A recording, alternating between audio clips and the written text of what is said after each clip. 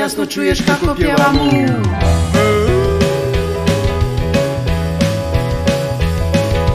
Govedo je pjevač, a ga vraga prati, umiljato da ga čuješ kako samo grati. Magarac se pridružio i on glasonjače, ne zna čovjek da li pjeva ili od bola plače.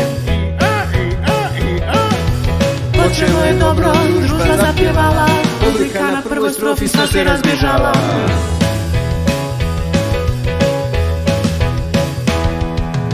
Kad se ovo nekom sviđa, ja rekao ne bi.